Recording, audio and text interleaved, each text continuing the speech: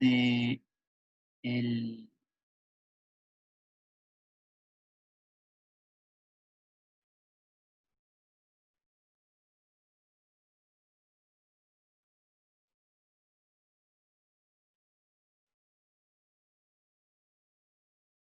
de Adolfo Carpio.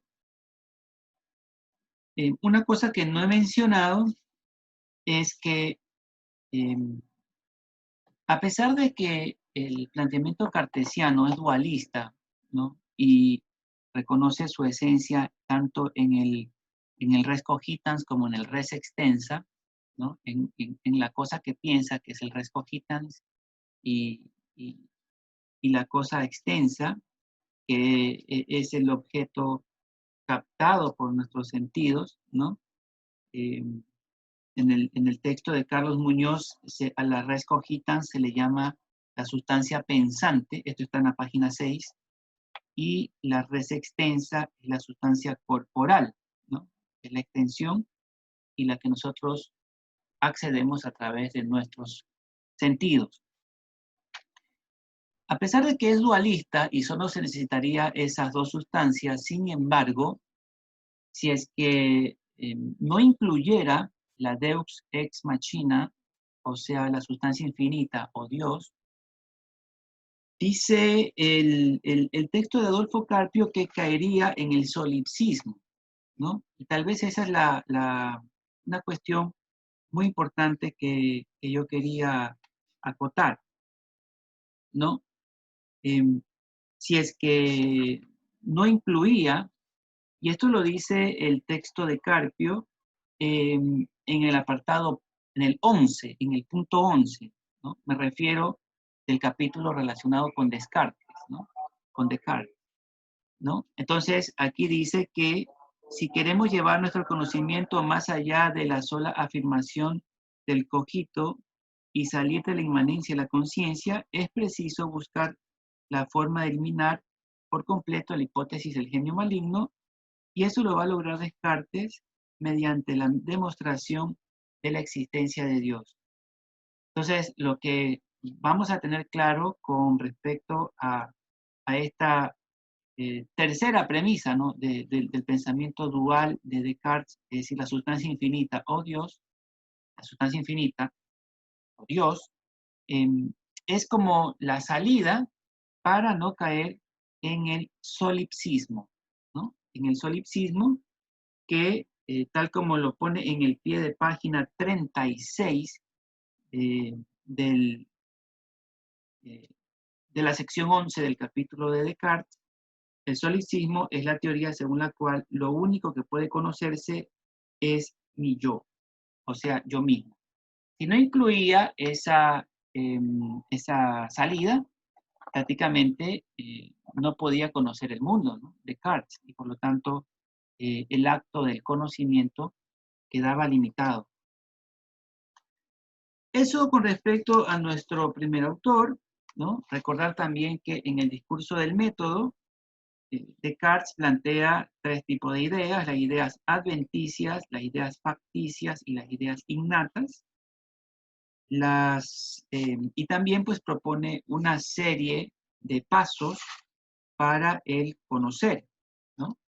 El punto de arranque o el punto de inicio es la duda metódica, el cogito ergo sum, el pienso luego existo, y luego, una vez que parte de, de esa duda, ¿no?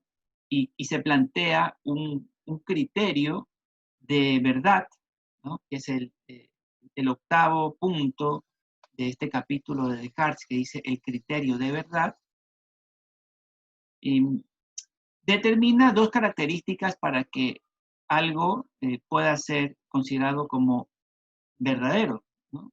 Y lo dice eh, dentro de las reglas del método, que es la novena sección de este capítulo.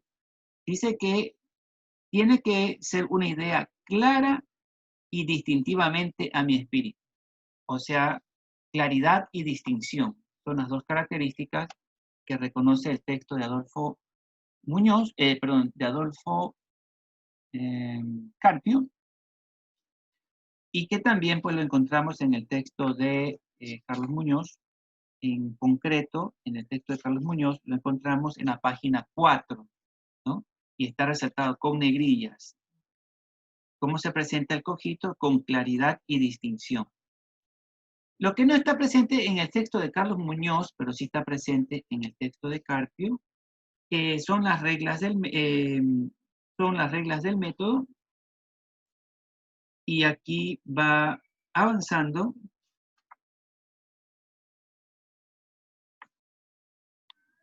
dentro de estas reglas.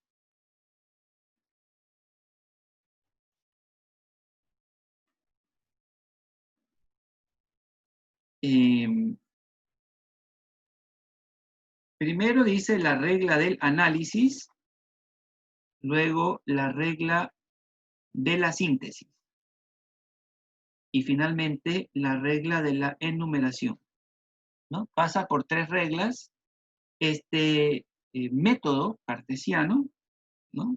Primero una regla del análisis que dice: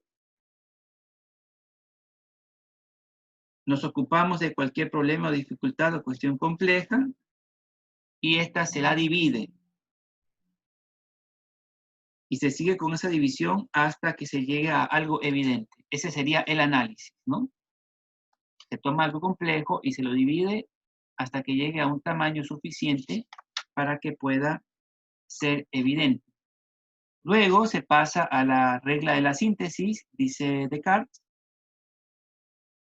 en donde esa verdad que ya queda evidente tiene que ser complementada con las distintas partes para tener una visión de conjunto. Disculpe, profesor, Sí. Una compañera me escribió y me dijo que está en sala de espera, si le puede dar acceso a entrar. Así, te agradezco mucho, Muñiz. Ya, ya les he aceptado. Entonces, luego de pasar por la regla de la síntesis, finalmente se llega a la regla de la enumeración. Serían estas 3 reglas que tendríamos que considerar del capítulo de Carpio relacionado con Descartes. Ahora, el siguiente punto después de Descartes es el capítulo del empirismo, ¿no? Y ahí estamos trabajando con David Hume. Y David Hume nos menciona lo que sería las impresiones, ¿no? De alguna manera, con Hume estamos introduciendo el método inductivo, ¿no? Recordemos que con Descartes hablábamos del método deductivo, el método deductivo. Y pues utilizando ese método deductivo íbamos del análisis y luego la síntesis, ¿no? Como dos de los primeros procesos racionales. En el caso de David Hume, él nos habla de impresiones, ¿no? Y esas impresiones, pues obviamente vienen a través de los sentidos.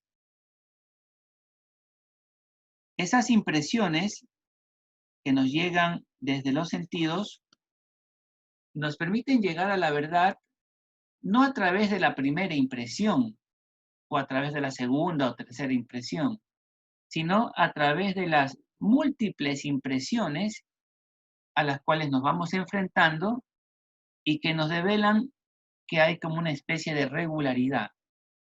Entonces, de esa muestra de impresiones es que vamos obteniendo conocimiento. Y ese es el método inductivo. Entonces, el método científico, de acuerdo al planteamiento inductivo de este grupo de filósofos, que ya no son racionalistas, sino que se llaman empiristas, ellos mencionan que la multitud de observaciones sobre las cuales se obtiene una gran variedad de circunstancias que ratifican una idea o una premisa inicialmente formulada y que no tiene contraejemplos, entonces termina construyendo un conocimiento. Es decir, a través del sentido del tacto, por ejemplo, uno se acerca a una olla que está hirviendo, ¿no? Y con el dedo la toca y está caliente. Y esto obviamente le genera un dolor, ¿no? Y a la segunda que vuelve a tocar la olla y esta nuevamente le genera dolor, ya no necesita tener demasiadas experiencias adicionales como para aprender de que si la olla está con candela, ¿no? Y la toca, esta va a hervir. Pero resulta que luego ve que su madre la coge la olla con una tela o con un pañuelo, ¿no? O con un trapo, y no se quema, ¿no? Entonces, a la primera experiencia, como él ya tuvo una experiencia que le dolió, digamos así, ¿no? Con la olla caliente, ¿no? Vuelve a ver que la segunda, la tercera y la cuarta vez que la mamá tiene contacto con esa olla caliente y que no se quema como consecuencia de haber utilizado un trapo, ¿no? Entonces, todavía el niño no ha aprendido las categorías o los conceptos de materiales conductores de calor, ¿no? Eso seguramente lo aprenderá después, ¿no? Pero ya de esta experiencia, él ya ha generado un conocimiento, ¿no? Y de esa experiencia de los sentidos, luego vendrá la generación de una explicación teórica, ¿no? De que hay materiales conductores de calor, ¿no? Que los metales son conductores de calor, y en cambio, pues son buenos conductores de calor, en cambio las telas son malos conductores de calor. Entonces ahí como que se habrá completado el proceso de aprendizaje. Ahora, hay un problema con la inducción, y radica en que, bueno, ese problema de la inducción lo planteó Hume, pero lo profundizó John Stuart Mill, ¿no? Y radica en que la inducción nos puede dar alguna pista para un conocimiento positivo, pero nunca nos va a dar una certeza sobre conocimientos normativos, ¿no? Esto es lo que se conoce como la guillotina de Hume. Y quisiera dejar adelantado este concepto de la guillotina de Hume para la semana que viene, pues profundizarlo, ¿no? Entonces, dentro del capítulo de Hume, que le tocó a un grupo de estudiantes, ¿no? Profe, Sí, adelante. buenos días, Noé, tú te vienes a hablar. Una consulta. Al hablar de la guillotina de Hume, ¿hablamos solamente de experiencias malas o en sí a qué experiencias nos referimos? Porque usted puso la comparación olla de agua hirviendo y el Ajá, niño que aprendía, pero por la experiencia. sí.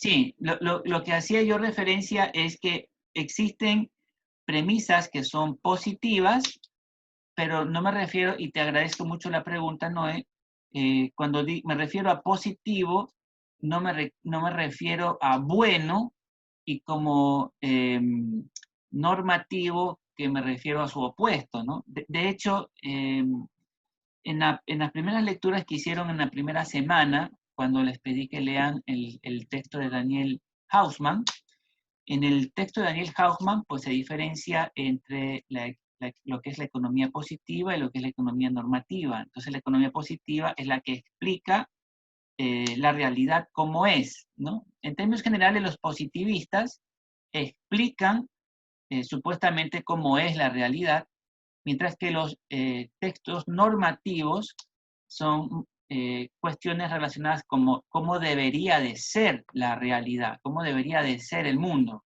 ¿no? Y en ese sentido, pues se acerca más a los planteamientos éticos, ¿no?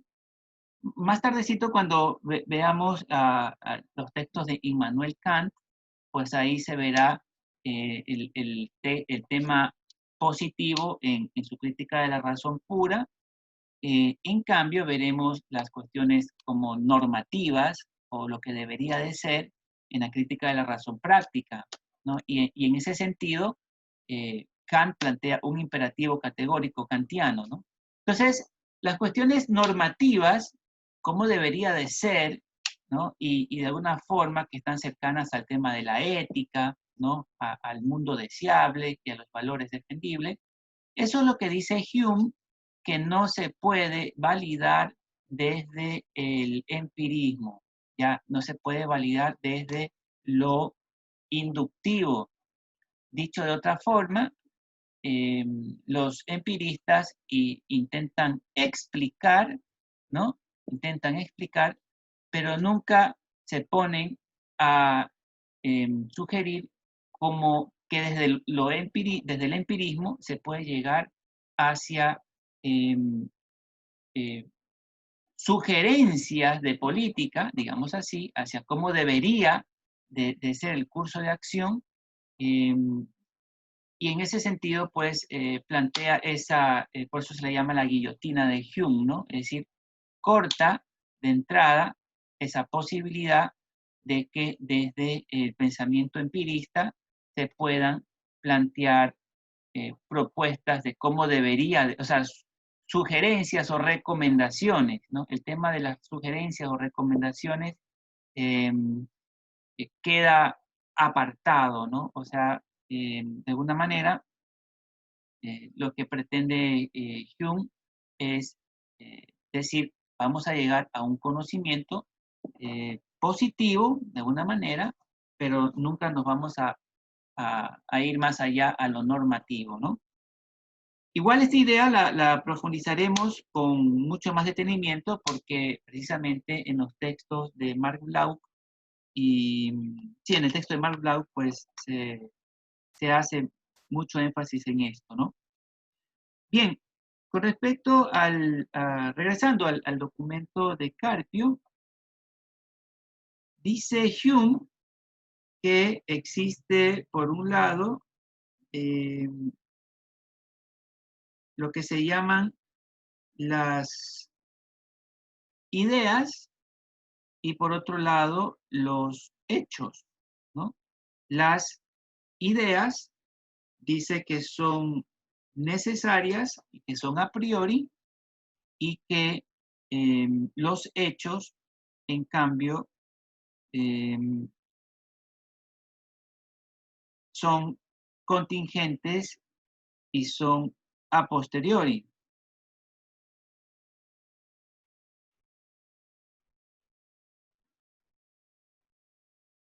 ¿Ya? Entonces, aquí partimos de ideas que son a priori y de conocimiento, y de hechos que son a posteriori. Y en este sentido, Immanuel Kant conserva estas mismas ideas, ¿no? Digamos, este mismo planteo. Es decir, que las ideas son a priori y que los hechos son a posteriori, ¿no?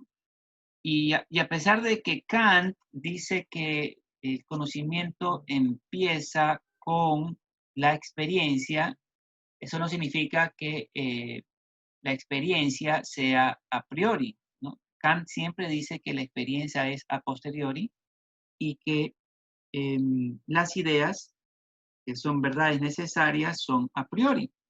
Ahora, si es que las ideas son a priori, ¿cómo así es que los empiristas mencionan que la génesis del conocimiento es la experiencia y no las ideas?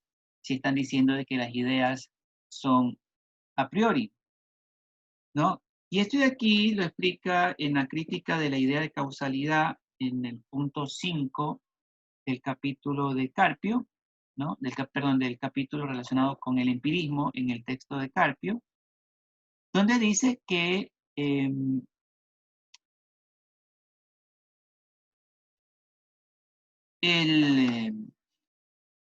tema de la causalidad, ¿no? Las relaciones causa-efecto que podrían explicar, parten de repetidas observaciones, ¿no? La posibilidad de establecer criterios de causalidad se basan en experiencias u observaciones repetidas, ¿no? Y claro, porque cuando David Hume plantea la explicación de causalidad, dice que debe de haber un evento A, debe haber que es la causa, debe haber un evento B, que es el efecto, debe haber una relación temporal entre A y B, y finalmente debe haber una fuerza o energía que vincule la causa con el efecto, ¿no? Si es que existieran los tres primeros, pero no el cuarto, no estamos hablando de causalidad, sino de casualidad, ¿no? Es una casualidad. O sea, si una persona sale con una determinada vestimenta y justo ese día se encontró $10 en el piso, ¿no? Dice, ve, hoy yo salí con la camiseta tal, con esta camiseta, y justamente hoy me encontré $10. Entonces mañana voy a volverme a poner esta misma camiseta para volverme a encontrar $10. Resulta que eso no va a pasar, ¿no? A pesar que se cumplen los presupuestos A, B y C, una causa, un efecto y una relación temporal entre A y B. Sin embargo, no hay esa fuerza que plantea el texto de Hume, ¿no? Esa fuerza o esa energía. Esa fuerza o esa energía solamente nosotros la podemos eh, ratificar a medida de que tenemos muchas experiencias, ¿no? Entonces, si es que no fuera una, dos o tres veces, sino que todas las 10 veces que usted se puso una camiseta de un determinado color, se encontró un billete de $10, allí sí se puede establecer una causalidad, ¿no? Entonces dice, cada vez que yo me pongo esta camiseta, encuentro un billete en el piso, ¿no? Obviamente, esto que estoy planteando es absurdo, ¿no? Pero dejaría de ser absurdo si es que si es que fuese una realidad para alguno de nosotros, ¿no? Entonces, dejaría de ser una mera causalidad y pasaría a ser dejaría de ser una casualidad y pasaría a ser una causalidad, ¿no? Esto es muy importante porque esa causalidad es, de alguna forma, el principal aporte de los empiristas, ¿no? Y en este caso de David Hume, que sería pues en la primera sección relacionada con empirismo, ¿no? Luego la segunda sección habla del positivismo, esa no les pedí que la lean, y, y sin embargo, pues en esa segunda sección se nos menciona al filósofo Wittgenstein. Este filósofo Wittgenstein es un personaje muy particular porque él mismo planteó una idea con respecto a una idea filosófica relacionada con el empirismo en el Tractatus Logicus Philosophicus, y luego en su siguiente libro él criticó lo que había expuesto, ¿no? O sea, en realidad no solo que lo criticó, sino que cuestionó la veracidad de lo que originalmente había planteado, ¿no? Y en ese sentido, pues se vuelve un expositor de la filosofía analítica. O sea, curiosamente, Wittgenstein fue primero un empirista lógico en su primera etapa y en la segunda etapa se volvió un filósofo analítico, crítico del empirismo lógico, ¿no? Y aquí solo lo vamos a citar en su primera etapa, ¿no? En la primera etapa de Wittgenstein, que era empirista lógico. Ahora, Wittgenstein no es el único pensador que en su vejez cambió de forma de pensar con respecto a lo que inicialmente había planteado. Y de hecho, es algo muy recurrente y que ustedes también van a encontrar en algunos economistas que cambian la manera de pensar entre lo que habían planteado como jóvenes y lo que habían planteado ya mayores o adultos, ¿no? Uno de ellos, por ejemplo, es John Stuart Mill, ¿no? John Stuart Mill tenía pues un convencimiento del liberalismo económico en su etapa más joven, y en su etapa ya más adulta fue un socialista fabiano, ¿no? O sea, del liberalismo pasa al socialismo fabiano. ¿Ya? Pero no es el único caso, hay muchísimos casos, tanto en el siglo XIX como en el siglo XX, lo cual es, es muy interesante porque nos permite, pues, valorar los progresos que han tenido los distintos pensadores, ¿no? Muy bien, entonces, mientras que los racionalistas plantean la importancia de las ideas, ¿no? Y plantean un método, ¿no? Analítico, sintético, para llegar a la verdad, los empiristas, en cambio, plantean otro método, ¿no? El método de la causalidad a través de las numerosas experiencias. Y como eso estaba divorciado entre los racionalistas, que decían que lo que importan son las ideas, y los empiristas, que decían que lo que importan son los hechos, viene este señor Immanuel Kant, que está en el capítulo 10 del texto de Adolfo Carpio, y la verdad que nos hace un gran favor, ¿no? En la síntesis kantiana, donde pues él dice ambas cosas son correctas, pero lo interesante con este señor Kant es que él dice, sí, pero el problema que ustedes han tenido, racionalistas y empiristas, es pensar de que el conocimiento, ese objeto llamado conocimiento, es lo más importante en el proceso cognitivo, y que la persona que aprende, el res cogitans eh, cartesiano, eh, y, y el sujeto tabla rasa, en el caso de los empiristas, eh, son sujetos pasivos, ¿no? Que contemplan el objeto conocimiento que está allá lejos, y que ese objeto viene hacia nosotros a través de las ideas, ¿no? Y esa filosofía es lo que Kant llama el realismo, ¿no? Donde en el realismo, el realismo tradicional, digamos así, eh, lo que importa es el objeto que va a ser conocido, ¿no? Y no importa tanto el sujeto que va a aprender. Y eso lo rompe Kant. Kant dice que no, que el que importa somos nosotros. O sea, los que importamos somos nosotros, los que queremos conocer. Ya somos nosotros los sujetos que queremos conocer la parte más importante en el proceso de aprendizaje. Y por lo tanto, él inaugura una filosofía que se conserva todavía en el siglo XXI, que es lo que se llama el constructivismo, ¿no? Bueno, exactamente el constructivismo lo elabora Piaget, ¿no? Piaget y Prigogine son quienes plantean el constructivismo ya en el siglo XX. Sin embargo, esta noción de que lo más importante no es el objeto del conocimiento, sino el sujeto que quiere conocer, eso ya lo está planteando Kant.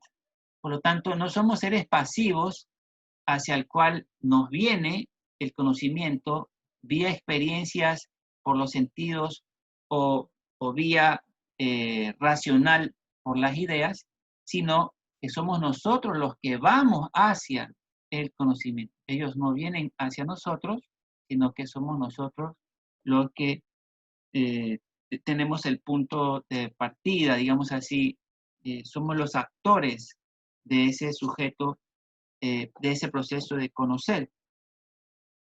Entonces, en el punto tercero, hace una analogía el autor entre el planteamiento kantiano y lo que se llama la revolución copernicana.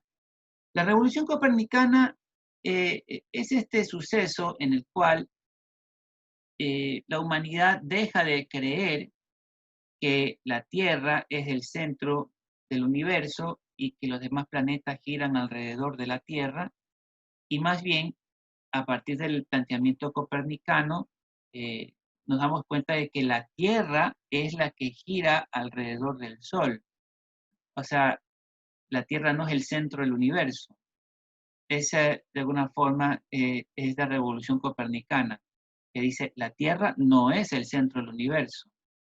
Nosotros, digamos, la Tierra se mueve alrededor del Sol, ¿no? Y los sistemas y las estrellas se mueven alrededor de las distintas galaxias, ¿no? Etcétera. Entonces, esta visión rompe pues con lo que tradicionalmente se había pensado, ¿no? Que la Tierra era el centro del universo. Entonces acá hace como una especie de analogía en el sentido de que ya no es el objeto el centro de toda discusión filosófica cognoscitiva, no es el objeto de conocimiento, sino que somos nosotros los sujetos el centro del análisis. Y por eso es que dice que el conocimiento en su último fundamento no es ya teoría, sino que es una operación transformadora que el sujeto cumple, ¿no? Es decir, el sentido de conocer radica en que se genere una transformación en el sujeto que aprende. Y, y bueno, ¿cómo, cómo resume Kant, o cómo logra reconciliar Kant las ideas de los racionalistas y de los empiristas? Bueno, por parte de los racionalistas reconoce de que las ideas son importantes, que esas ideas las denomina formas, ¿no? Esas son las formas.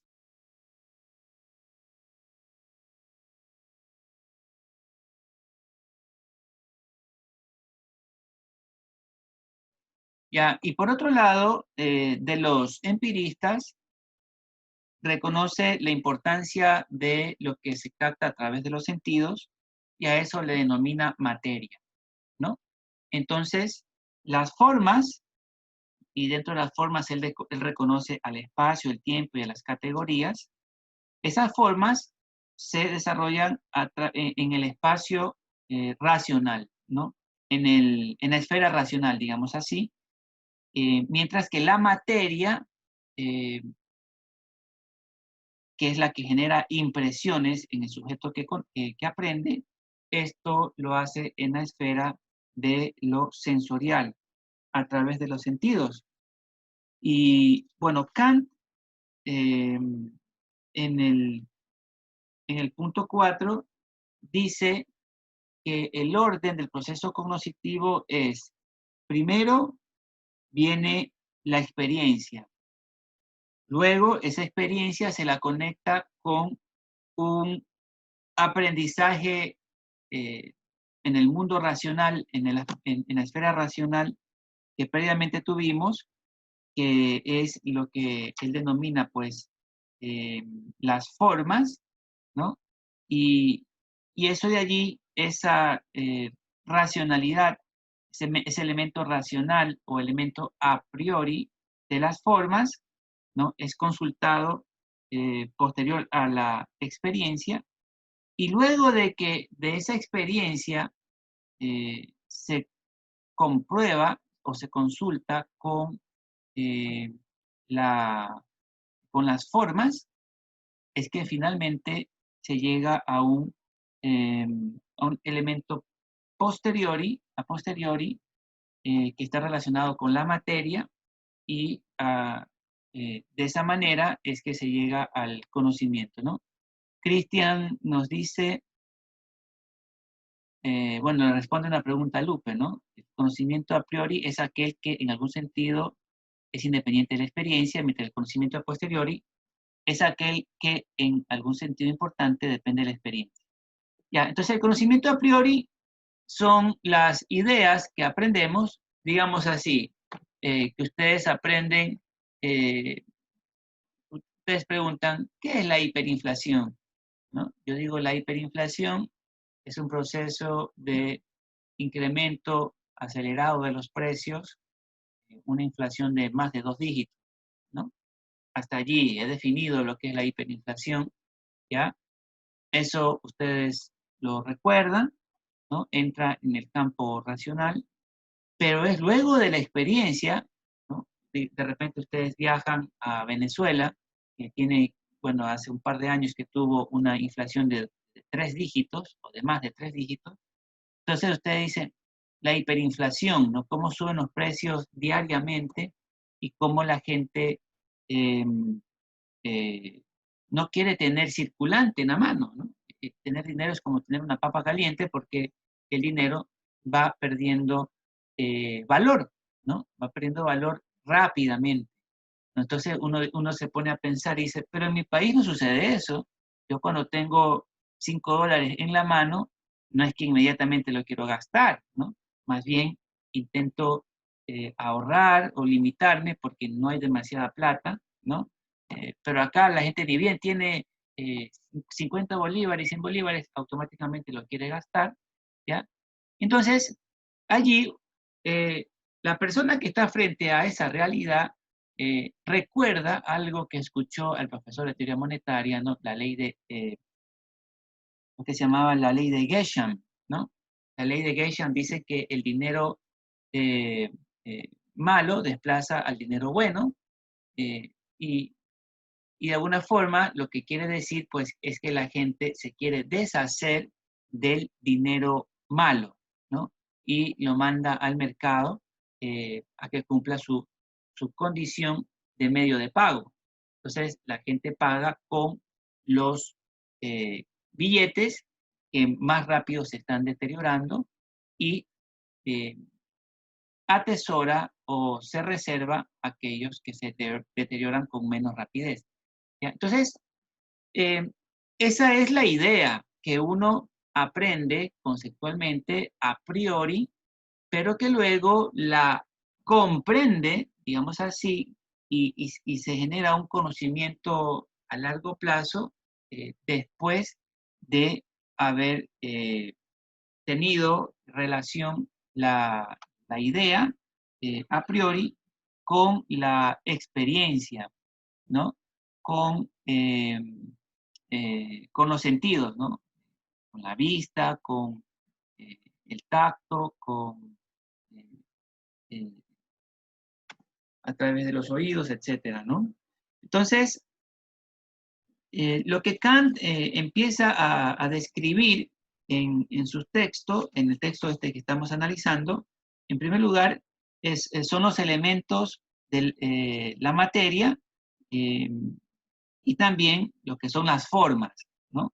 Insisto, la materia es el elemento a posteriori que accedemos a través de los sentidos y las formas, en cambio, es el elemento a priori que accedemos a través de la racionalidad. Entonces, lo que concluye el texto es que se pasa a un idealismo trascendental, ¿no? Y ese idealismo trascendental es una ratificación de lo que habíamos aprendido originalmente sin la experiencia, pero que completada la experiencia ya se vuelve trascendente y por lo tanto se vuelve un conocimiento, ¿no? O sea, tenemos una idea que es una noción nada más, luego tenemos una experiencia, esa experiencia ratifica esa noción inicial que teníamos y se vuelve conocimiento, ¿no? Es el idealismo trascendental. Sostiene Immanuel Kant que el tiempo y el espacio no son cosas en sí, sino que son especies de moldes que el sujeto impone a las cosas cuando intuye formas o condiciones de sensibilidad. Esto de los moldes es una alegoría que utiliza Kant, ¿no? Para decir que nosotros utilizamos un molde eh, con el cual eh, podemos obtener una comprensión de esa realidad. Y sin ese molde, pues solamente estaríamos en el campo de la intuición, pero no estaríamos en el campo del conocimiento, ¿no? Entonces, como para concluir el tema de Kant, ¿cuál es el punto de partida del proceso de conocer en Kant? El proceso de conocer parte de la experiencia, ¿ya? Y esa experiencia me genera una intuición. El niño está frente a una olla caliente, la toca y se quema. Eso le da una intuición. ¿Cuál es la intuición? No debo de tocar la olla, ¿ya? Luego, ya avanza con la parte a priori racional, es decir, avanza con el tema de las formas y se entera pues que no es exactamente el tema de la olla, porque podría haber sido también un sartén o podría haber sido eh, una, una tetera o lo que sea, eh, sino que es el hecho de que sea de metal, ¿no? Y que el metal es un fácil conductor de calor. Entonces, esas formas, que es la parte de las ideas, el niño lo amolda a la materia. ¿Cuál es esa materia? Esa olla que tenía allí caliente, ¿no? Dice, ah, ya, entonces, efectivamente, esta olla ha sido de metal, ¿no? Y como todos los metales son buenos conductores de calor, entonces esta olla, cuando se la pone sobre el fuego, va a generar calor y por lo tanto cada vez que yo la toque, me voy a seguir quemando. Muy bien, entonces, y pues esa lógica trascendental es explicada por Kant, ¿no? A través de las distintas formas, ¿no? Dentro de las formas él establece espacio, tiempo y categorías, y dentro de las categorías, pues él ya va escribiendo las categorías de los juicios, eh, la cantidad, cualidad, relación y modalidad de los juicios. Y bueno, pues esto de aquí nos es muy útil para establecer ya, no solamente para describir y explicar situaciones que ya están ocurriendo, sino también para crear nuevo conocimiento, ¿no? Porque esa es la idea, a fin de cuentas, ¿no? Crear un nuevo conocimiento.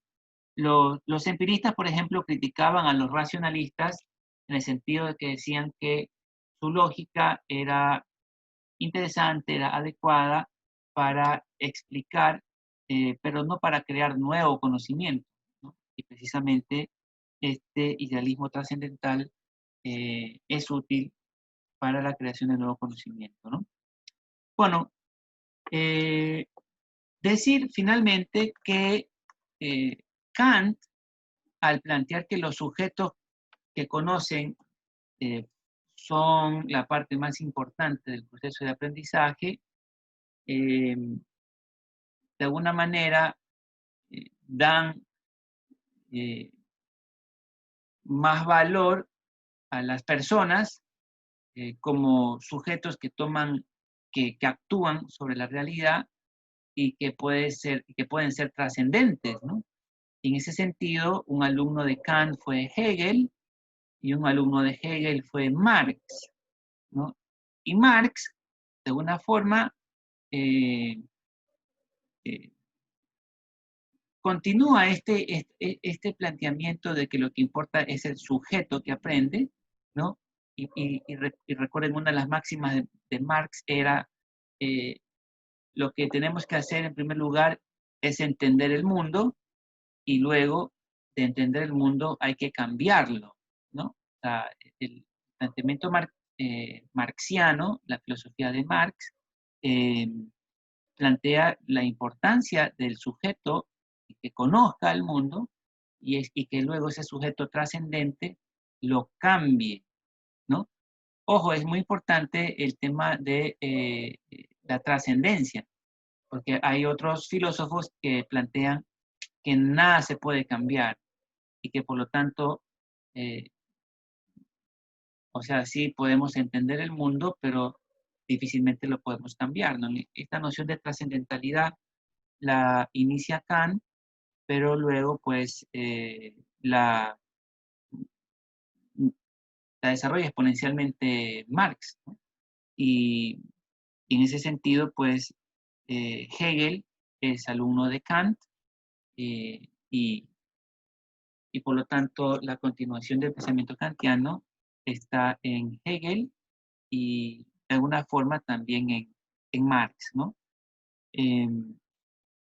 Ahora, el planteamiento kantiano a nivel educativo ha continuado a través de lo que se llama el constructivismo, ¿no? El constructivismo, donde los sujetos vamos desarrollando los conocimientos, vamos construyendo los conocimientos a través de una combinación entre teoría y experiencia, ¿no?